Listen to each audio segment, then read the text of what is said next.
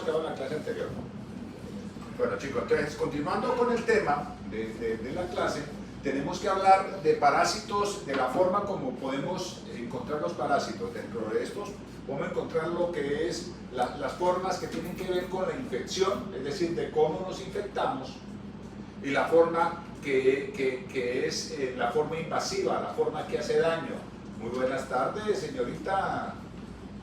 ¿Qué más? 2 semanas que no vino a clase, ¿no? ¿Cuántas clases han habido? No, ha habido una sola, pero la anterior tampoco vino. ¿Cómo que no? Solo una lo vi. ¿Qué más? Todo chévere. Entonces, la forma de resistencia y la forma invasiva. La forma de resistencia en los protozoos se llama quiste o quiste. Quiste o quiste se le dice a la forma de resistencia, que es esta. ¿Es un lapicero? ¿Cómo? ¿Es una muestra?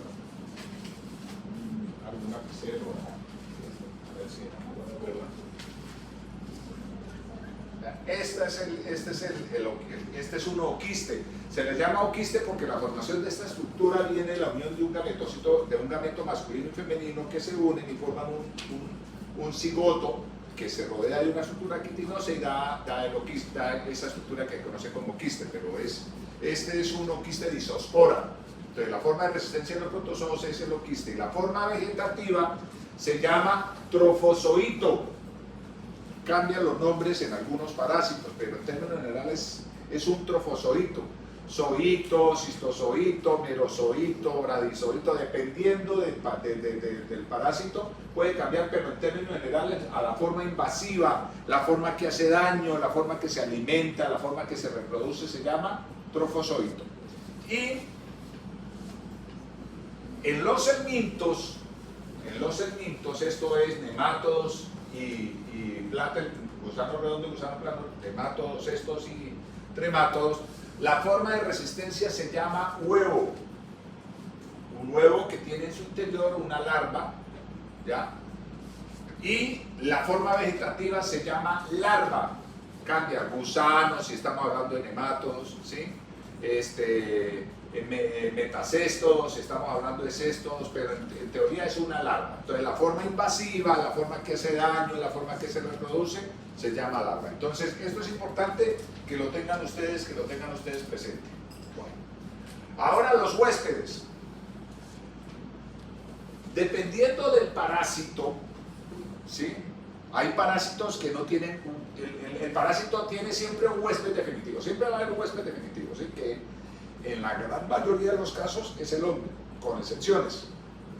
Pero también puede tener huéspedes intermediarios. No todos los parásitos tienen huéspedes intermediarios, algunos tienen huéspedes intermediarios.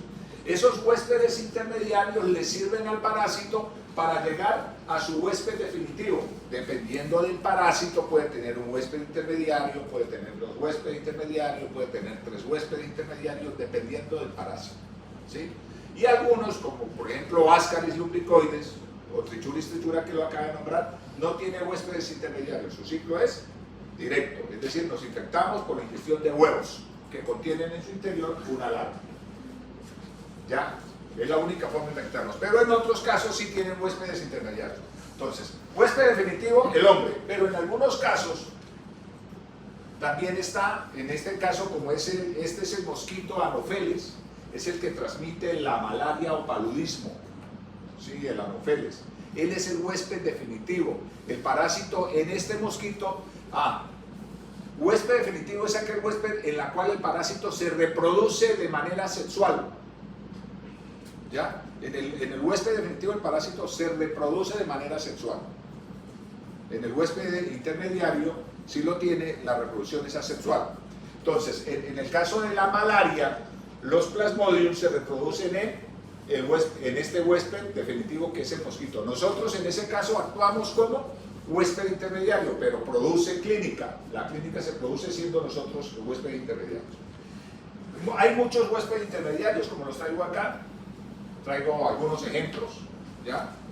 Los insectos. Este le dicen tigrillo.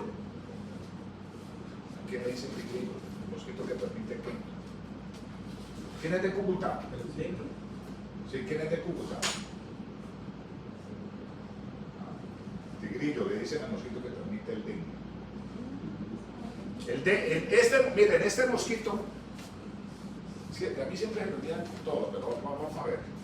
El Aedes aegypti o Aedes albopictus, aquí en este momento hay dos especies. Antes estaba solamente Aedes aegypti, ahora también está Aedes albopictus, transmite dengue, que para nosotros es como el más importante. La tasa de morbimortalidad por dengue en el municipio de Cúcuta es altísima.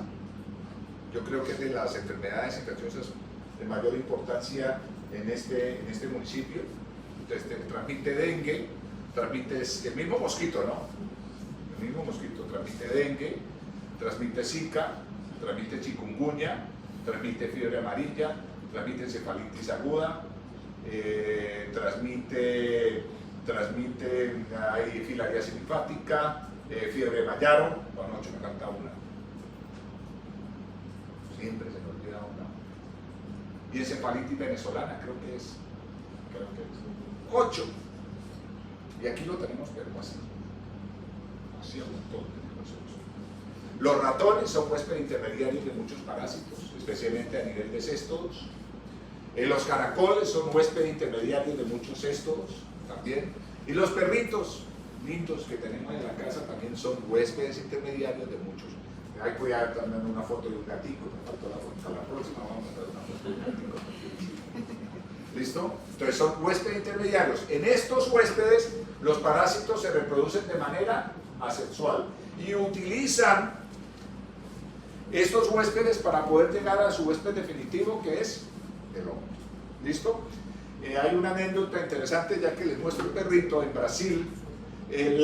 Una de las complicaciones que tiene la leishmaniasis es que la leishmaniasis es una enfermedad que tiene muchos huéspedes intermediarios, muchísimos.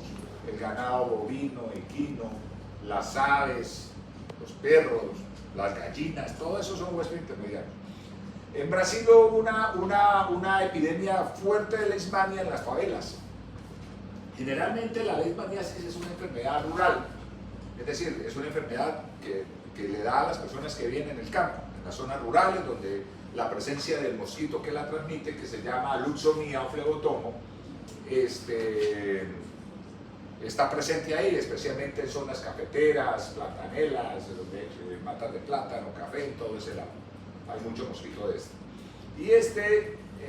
Y no en las zonas urbanas. Entonces, en Brasil, en una época hubo una epidemia de leishmaniasis cutánea altísima en estas favelas. Ustedes saben, favelas son estos barrios de invasión y todo este lado allá en Brasil. Y entonces las instituciones de salud se dieron cuenta del tema, que la principal causa de la transmisión de la enfermedad era por la presencia de los perritos, de los reservorios que eran los perros. Y la gran solución que se les ocurrió en su momento fue coger los perritos y matarlos, cortar el ciclo. Entonces ellos creyeron que por eso, pero las personas se dieron cuenta pues, que estaban pasando las entes de control y se llaman los perritos, era para matarlos. Entonces cuando llegaban ya veían los entes de control a esconder los perritos, ¿no? Todo el mundo escondía los perros, entonces no pudieron controlarla, porque intentaron hacerlo de una forma que no. Ese caso en este mundo es bastante interesante por ese tema, porque los perros son de las mascotas que más se quieren. Bueno, las enfermedades infecciosas se constituyen un problema grave de salud pública. Los costos a nivel socioeconómico, social y económico que se presentan por estas afectaciones son muy altas. La Organización Mundial de la Salud considera este tipo de enfermedades como uno de los mayores problemas en salud pública. Y si no, hablemos de COVID. Y de las consecuencias tanto económicas, sociales, culturales, familiares, psicológicas, porque nos dio ansiedad, ¿qué más nos dio por estar tanto tiempo encerrado? ¿Qué más es la depresión? ¿Cómo? Depresión, bueno, todo eso. Entonces fue una de las enfermedades que más problemas nos trajo, que es una enfermedad infecciosa. Entonces son consideradas como uno de los principales problemas en salud. Generalmente, la gran mayoría de ellas asociadas a la pobreza Y yo más que a la pobreza lo digo a una falta de educación en salud, aunque en algunos casos sí está netamente asociada a la pobreza. Esto que vemos ahí se llama una filaria, Wishereria bancrofti, produce una enfermedad que se llama filariasis linfática o elefantiasis. ¿Ya? La tenemos en nuestra región, la tenemos en la zona del Catatumbo. La voy a anexar las fotos que tengo de una paciente que llegó del 21 que tenía filariasis linfática, es bastante interesante. Bueno, cuando estemos en el tema les muestro las fotos. Sigamos.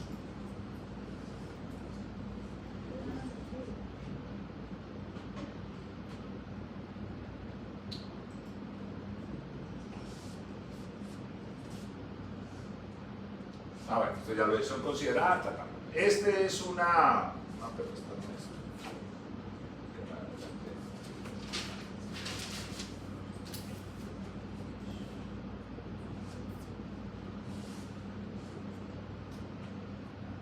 Esto ya lo dije. Bueno, principal morbilidad. Cuando hablamos de morbilidad es enfermedad.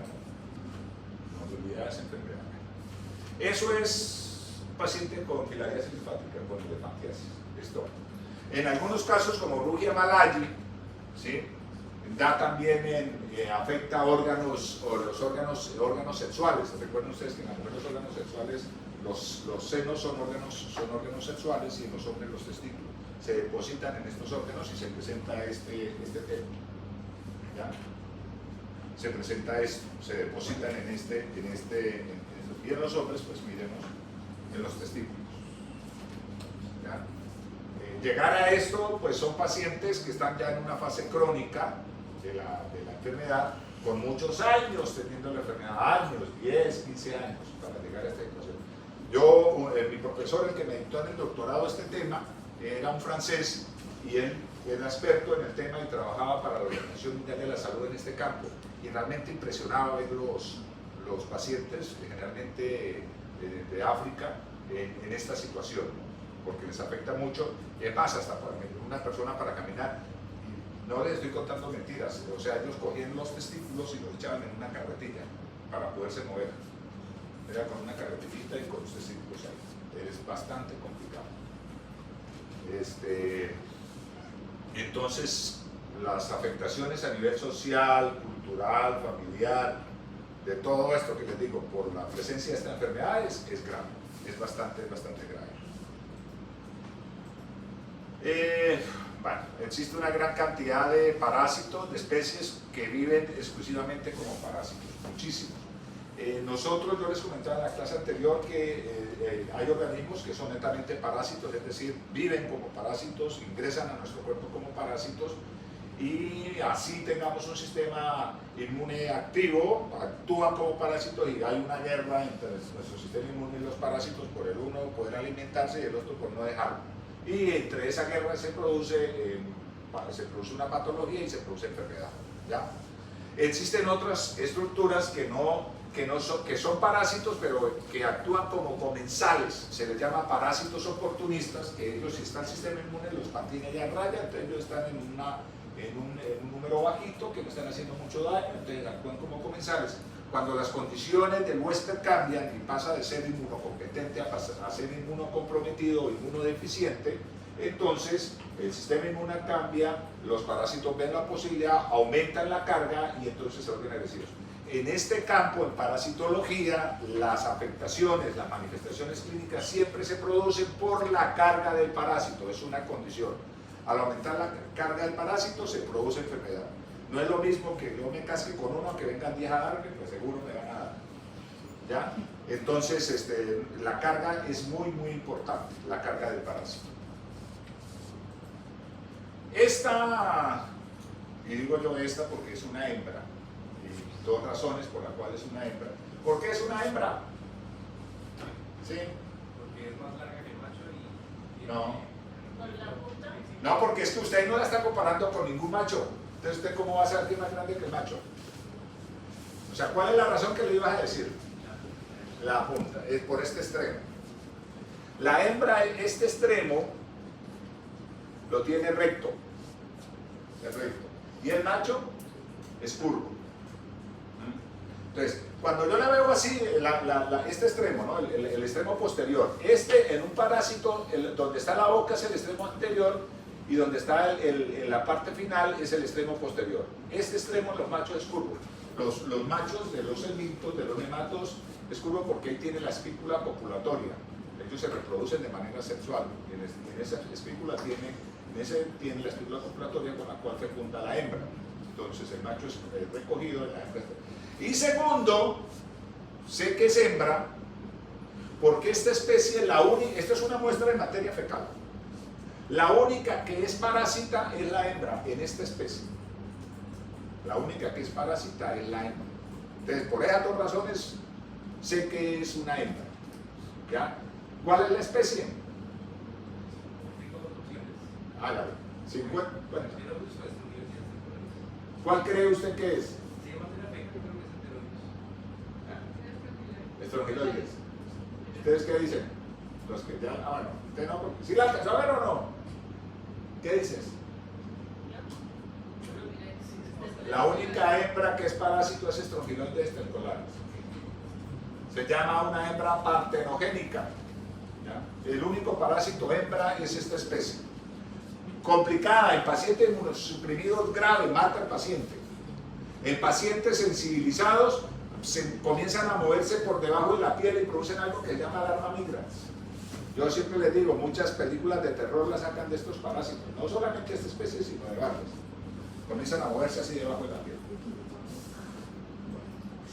Este es puede ser Culex, no.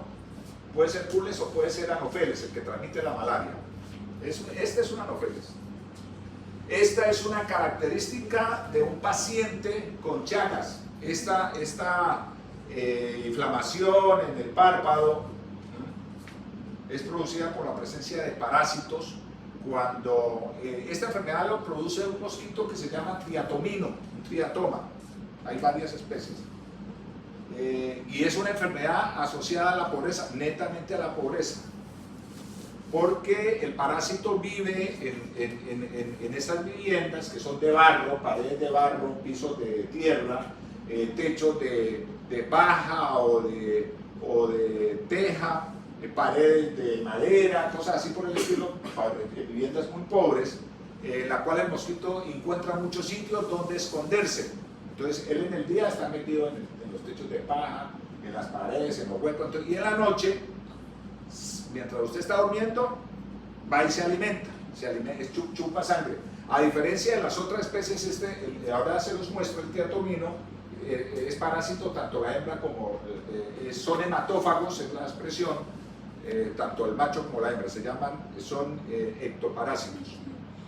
Y entonces en la noche salen a alimentarse. Generalmente, y es una mala decisión porque desconocen del tema, algunas entidades de salud, algunos técnicos recomiendan el uso de tornillos. Los tornillos no sirven para nada porque este mosquito no vuela, él camina. Y en la noche pues comienza a subir por las patas de la cama y se mete por debajo. Entonces le llega a usted por debajo, las personas que tienen tornillos, ruana, lo que sea, se mete por debajo. Chupa sangre, cuando chupa sangre él se llena de sangre, se engloba, y cuando está muy lleno ya, defeca. Y cuando defeca, si está infectado, tiene los parásitos, entonces en esa materia fecal, en esas heces, es ácida, entonces usted se rasca. Usted al rascarse, yo al hacer esto me estoy generando una lesión en la piel que permite el paso del parásito a través de la piel. Y en la mañana cuando me levanto, ¿qué es lo primero que hago? Me empiezo a bostezar y me empiezo a rascar. Y entonces al rascarme me estoy llevando los parásitos al ojo y entonces por eso se presenta esto. Síndrome de Romaña. Síndrome de Romaña. Es una de las, no en todos los casos se da, pero sí en una gran mayoría. Aunque no cuando le llega un paciente y uno, ¡ah, tiene chaga! No. Hay muchas situaciones que hacen que el párpado se presente así, ¿no? Pero una es síndrome de Romaña. Es una enfermedad grave, porque la forma crónica de la enfermedad que se presenta 15 años después, 20 años después, 10 años después, cuando se presenta es porque el paciente ya está en una condición muy grave. afecta especialmente el corazón y el esófago y los intestinos. Produce algo que se llama, en el corazón, algo que se llama cardiopatía chagásica, o en el corazón, o en el esófago, megaesófago o megaintestino, megacolon. Entonces, él mide en las paredes musculares de estos órganos y se reproducen dentro de estas células, entonces estiran las células y las células ya pierden su función muscular. Entonces ya los músculos del corazón ya no pueden contraerse ni nada para contraer y bombear sangre. Las células musculares del esófago y los intestinos pierden esa capacidad, entonces pierde su función. Entonces, gran cantidad de pacientes, cuando llegan ya a un centro hospitalario por especial, aquí no llega mucho por cardiopatía. Al hospital llegan muchísimos pacientes por cardiopatía chagásica. Ya llegan ya en condiciones que no se puede hacer nada, porque primero toman una muestra de sangre y ya no van a encontrar parásitos. Y ya se le da un manejo más para manejar un poco su calidad de vida, pero no hay ninguna solución. Pues la solución sería cambiar el corazón, pero no. Entonces no tiene ninguna solución, ¿ya? Entonces son pacientes que en últimas, tarde que temprano, se van a morir por esta enfermedad. Entonces es una enfermedad grave. ¿Qué pasa? Que el insecto todas las noches está en la misma tarea.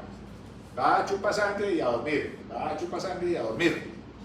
Entonces un día va y le chupa sangre a usted, luego va y le chupa sangre a usted y así. Entonces es casi seguro que cuando llega un paciente, todo el núcleo familiar está infectado. En estos casos se tiene que mandar a hacer el diagnóstico a todo el grupo familiar. ¿Por qué? Porque los niños sí van a estar en fase aguda. Y entonces, si están en fase aguda, se les puede dar manejo farmacológico. Se puede matar el parásito. Aunque generalmente en los niños, cuando estamos hablando de población de niños que están desnutridos, que tienen otras comorbilidades, la fase aguda pasa rápidamente a una fase crónica y los niños se mueren. Aquí hace 2 años, 3 años, no, fue antes de pandemia, como en el 2018, se sonó mucho un caso de 3 niños y un abuelo que llegaron al hospital las 4 por afección con Chagas y se murieron los 3 niños. Los 3 niños se murieron. Venían de San Cristóbal. Sonó bastante ese caso aquí en Cúcuta, hace como antes de pandemia, fue como 1 año, 2 años antes de pandemia, por esta enfermedad. Entonces es una enfermedad de interés en salud bastante alto.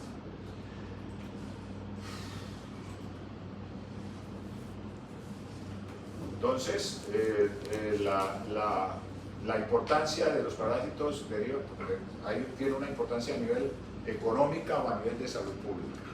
Lo que se gasta en las instituciones de salud, desde la OMS hacia abajo, entrando a nivel nacional con el Ministerio de Salud, el Instituto Nacional de Salud, el Instituto Departamental de Salud, las Secretarías de Salud, gastan muchísimo dinero en el manejo y control de estas enfermedades y en la atención de los pacientes que llegan diariamente a hospitalizarse por estas enfermedades. Al hospital éramos menos, eso es así, pacientes que llegan por malaria, tuberculosis, Hansen, sífilis congénita, dengue, bueno, una gran cantidad de enfermedades de tipo infeccioso y de tipo parasitario. Los costos en la atención son altos, y no solamente a nivel de la salud humana, sino también a nivel agropecuario, agroindustrial. Son parásitos que afectan también y causan muchos daños y muchos costos a nivel industrial. Afectan mucho el ganado bovino, equino, porcino, ¿cómo dicen? Avícola, de los conejos, no sé cómo dicen a los conejos, pero a todos esos se mueren muchos de estos animales por estos parásitos.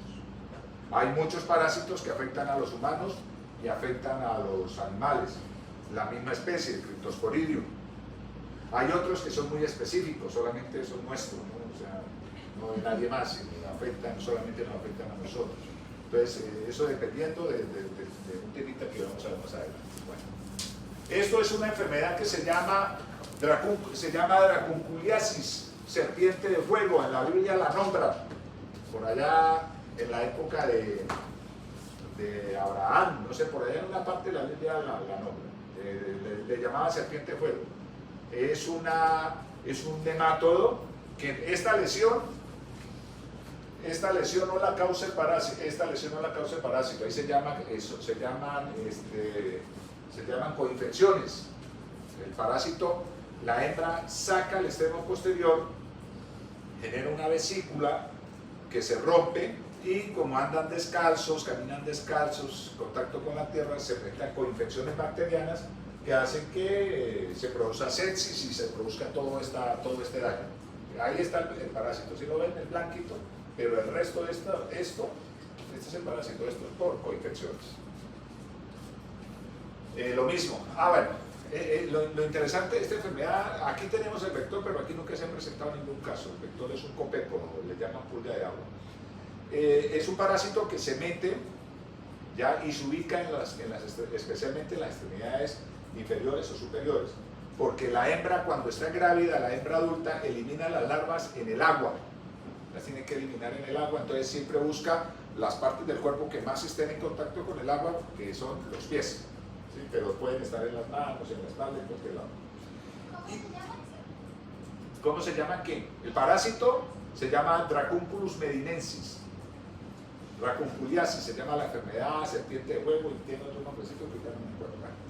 El parásito se ubica ahí y él comienza y se ubica en todo el extremo, por debajo de la piel. ¿Sí? Se ubica por debajo de la piel. Y ya la hembra cuando está grávida, cuando está fecundada, porque necesita macho y hembra para fecundarse, recuerden que ya hablamos que hay dimorfismo sexual y todo este tema, ¿cierto? Entonces la hembra se ubica ahí y la hembra saca el extremo, secreta una sustancia que forma una vesícula, ¿sí? Por donde ella saca el extremo posterior y comienza a eliminar las larvas cuando están en contacto con el agua. La forma, ahí no se puede hacer manejo farmacológico, porque si tú haces manejo farmacológico y le mandas un medicamento, el parásito se muere, y si se muere se calcifica, entonces lo que vas a hacer es que te va a formar un nódulo, aquí una vena calcificada alrededor del parásito. Lo ideal es hacer una extirpación quirúrgica, pues si estuviéramos aquí, pues iríamos allá en la clínica, en el hospital, y harían la extirpación y nos la sacarían. Pero si estamos hablando de un paciente por allá que está como a 20 días de camino de una aldea y más lejos todavía de un centro hospitalario, pues no va a haber una cirugía que le hagan para sacarlo eso entonces, ¿sí? Las personas que llegan a estos sitios, lo que hacen es que el parásito, él saca el extremo posterior, lo van enrollando y le dan 2 o 3 vuelticas y lo van ahí, vuelven a la hora, porque el parásito no se puede estresar. Entonces el parásito se tensiona y se estresa, cuando le dé una vuelta se revienta, entonces el resto va a quedar adentro. Entonces le dan 2 vuelticas, le hablan para que no se estrese, tranquilo, no pasa nada, y lo dejan, y así hasta que lo van sacando, y hasta que lo sacan completamente, lo enrollan y lo sacan. ¿Ya? Entonces esa es la forma por ahí hay varias fotos, después se las muestro. Entonces, el dolor es terrible. A mí me pasaron un video de un niño como de 10 años sacándolo, y es terrible, porque imagina algo que usted sienta que se lo están jalando debajo de la piel. Terrible. Malaria, gravísimo en estas regiones. La malaria es un problema grave de salud pública. Esta foto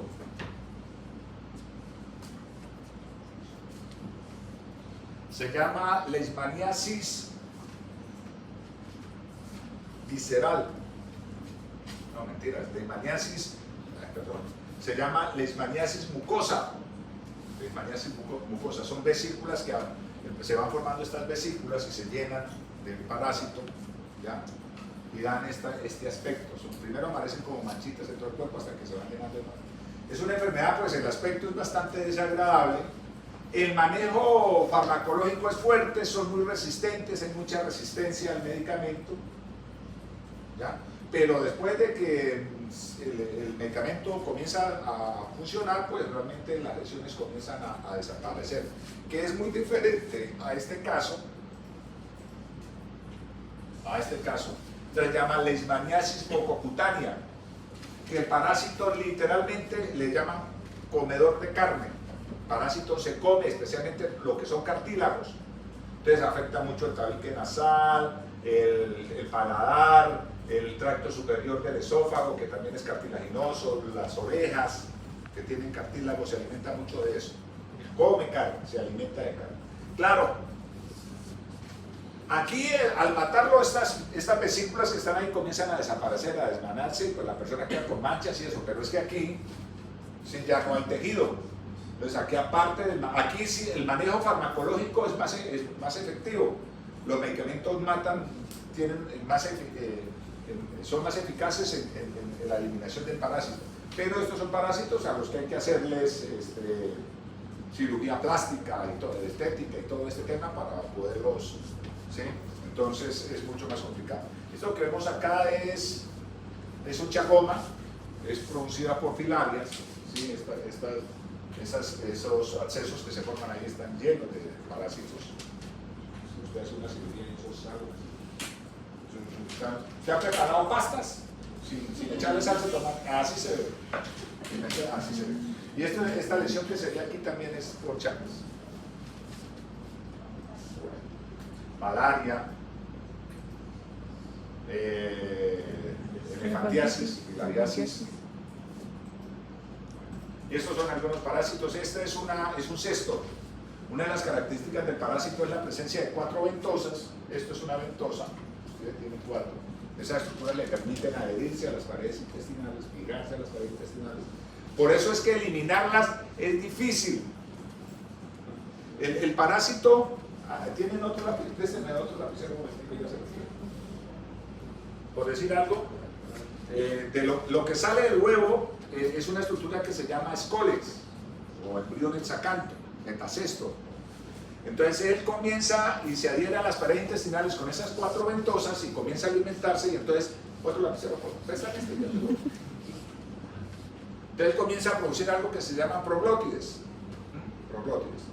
Entonces hay una proglótide que es la inmadura, que es esta, otra proglótide que es la madura y otra proglótide que es la grávida, la que está llena de huevos.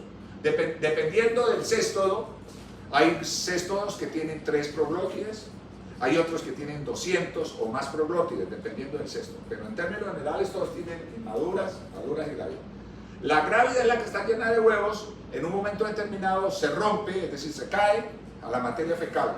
Entonces, la madura pasa a ser grávida y la inmadura pasa a ser madura, la madura pasa a ser grávida y él forma otro parásito y así, siempre va a ser así.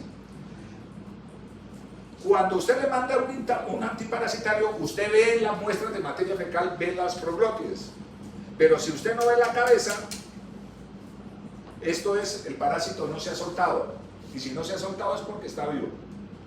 Entonces usted puede ver la proglótide y dice, mire, ya, listo, ahí están las proglótides. No, porque si no ve la proglótide quiere decir que el parásito está vivo, entonces vuelve otra vez y comienza a producir proglótides. Por eso en este caso, en los céstodos, ustedes siempre tienen que decirle al anteriólogo, necesito ver, que me confirme que vio el escoles, se le llama eso. ¿Cuál es?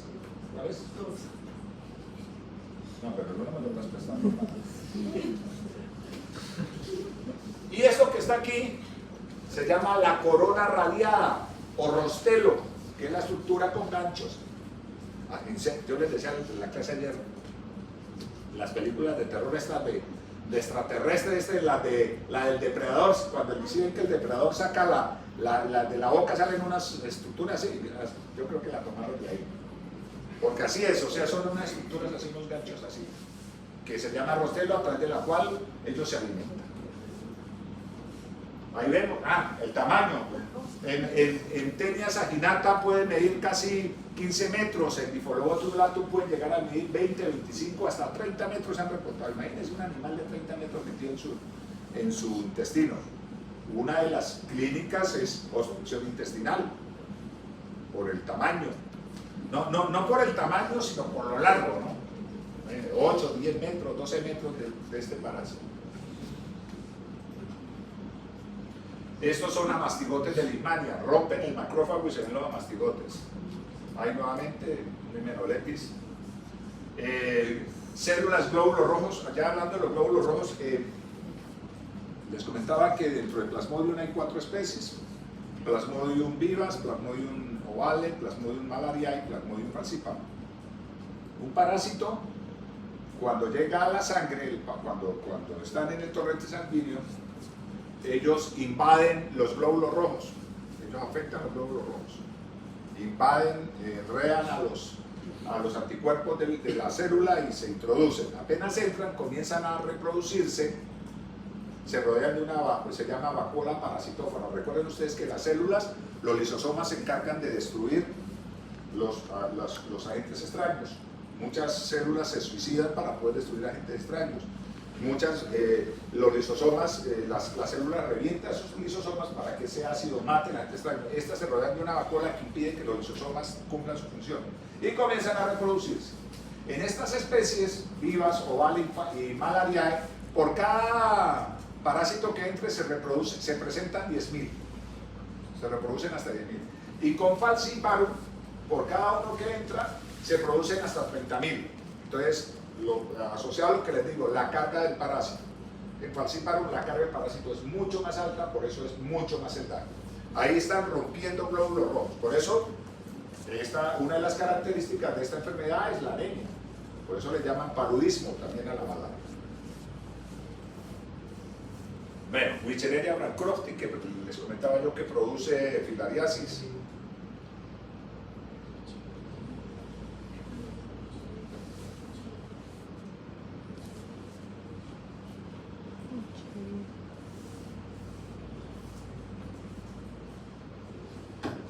Wishereria bancrofti.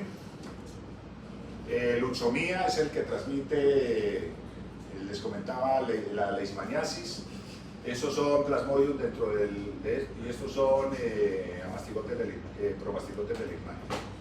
Bueno, decirles que las enfermedades infecciosas han existido desde que nosotros éramos primates y pasamos a Cromañón y luego a Neandertal y luego a Homo sapiens, siempre han estado acompañándonos. Sí, siempre los parásitos han estado con nosotros.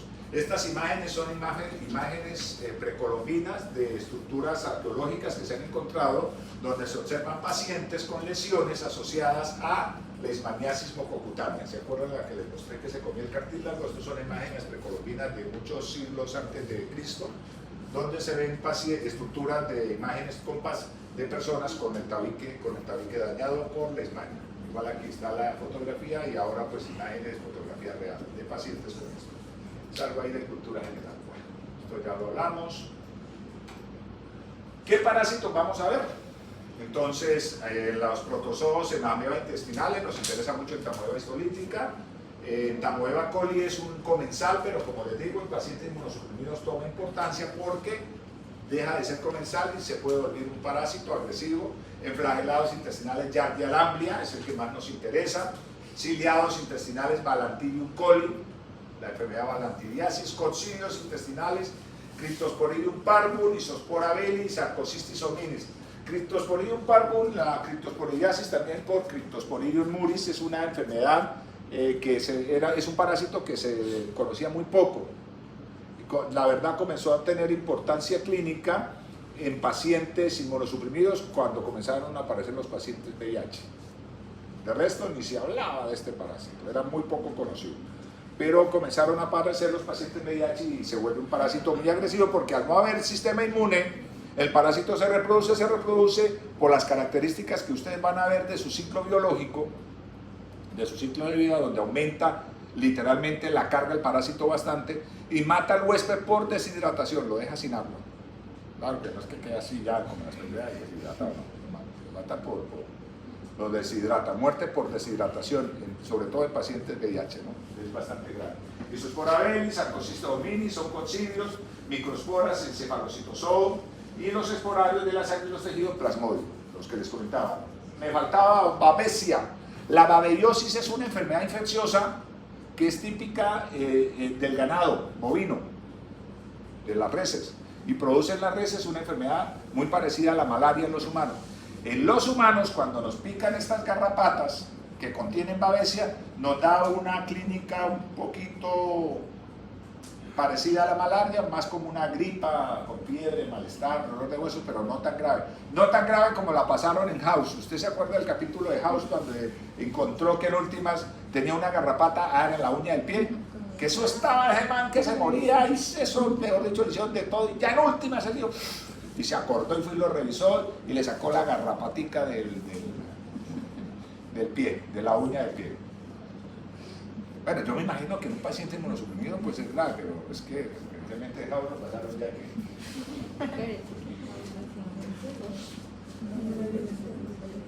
Leishmania, hay varias especies de Leishmania. Nosotros tenemos nuestra Leishmania y también Leishmania colombianensis, ¿sí? Leishmania amazonensis.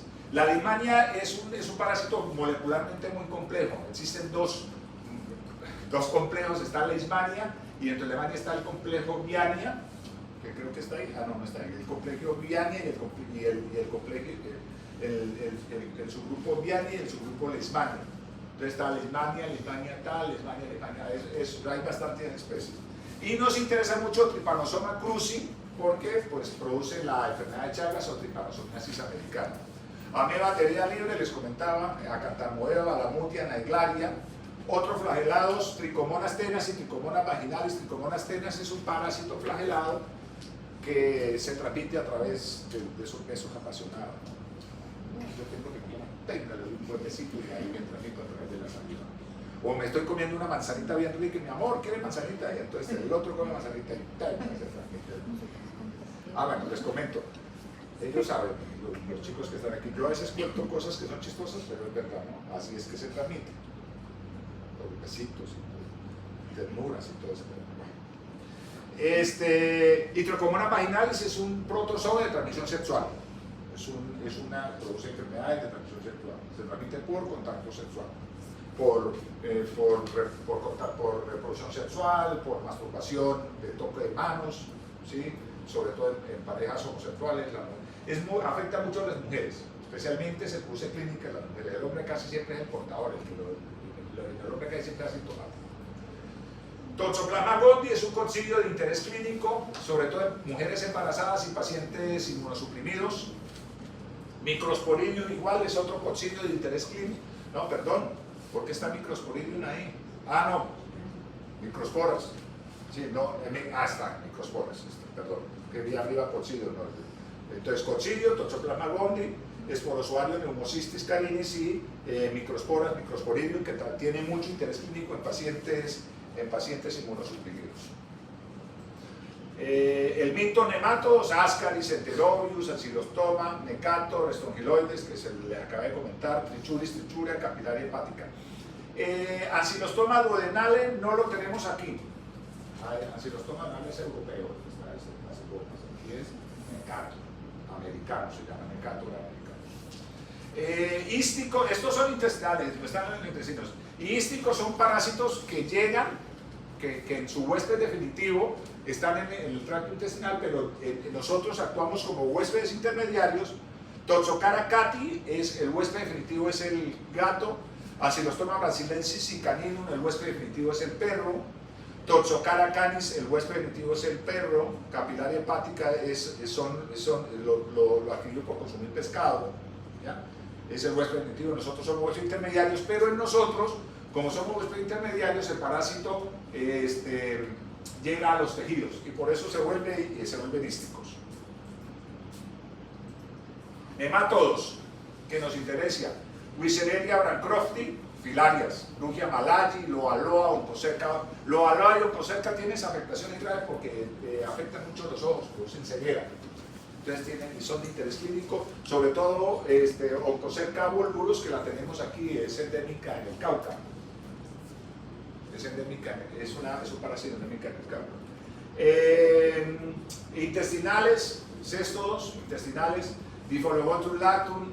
El Diphyllobothrum era un parásito antes que estudiábamos muy poco y hablábamos muy poco de él, pero ahora no, porque es que la forma de infectarlos para adquirir Diphyllobothrum es consumir pescado crudo. Antes aquí no habían, hace 15 años, no habían restaurantes japoneses aquí, ni nada de eso. Después cogió el boom y eso aquí consigue unos restaurantes japoneses en todos los lados. En Cabo hay como 4. Usted va al Ventura, hay, va a Jardín Plaza, hay, va a Unicentro, en todos los lados, ¿ya? Y a través del consumo de sushi, ¿ya? Entonces, la posibilidad de que tú puedas adquirir esta parasitosis es alta por consumir sushi, ¿ya? Imenolepinana es muy frecuente, es un parásito cuyo huésped definitivo es el hombre y son los ratones. Entonces, háganse a la idea. Generalmente los humanos nos infectamos mucho por parásitos que vienen de los ratones. Taenia solium y Taenia saginata. Taenia solium produce una enfermedad que se llama teniasis, que se presenta cuando consumimos carne de cerdo que contienen enquistados el metacesto que se llama Cysticercus bovis. No, perdón, Cysticercus celuloseata. Y Taenia saginata es una parasitosis que se presenta por el consumo de carne de res a través de un cisticerco que se llama Cysticercus bovis. ¿Ya? Hasta ahí no pasa nada, pero ustedes han escuchado de una enfermedad que se llama la neurocisticercosis. ¿Sí? ¿Qué han escuchado de la neurocisticercosis? ¿Cómo? Se forman como una especie de... sí, como quistes en el cerebro. Y pues contriba la masa encefálica y produce alteraciones, hueso. ¿Cómo se produce? Es que lo vi en House, no me acuerdo. No, el respaldo científico del House era alto, o sea, eso tenía, y él era especialista en infecciosa. Sí. Bueno, la cisticercosis no se produce por consumir carne de cerdo, se produce por consumir huevos de Taenia solium, que no van, la Taenia tienen un huésped intermediario que es el cerdo, y nosotros nos infectamos por consumir carne de cerdo que contengan los quistes, los cisticercos, los metacestos.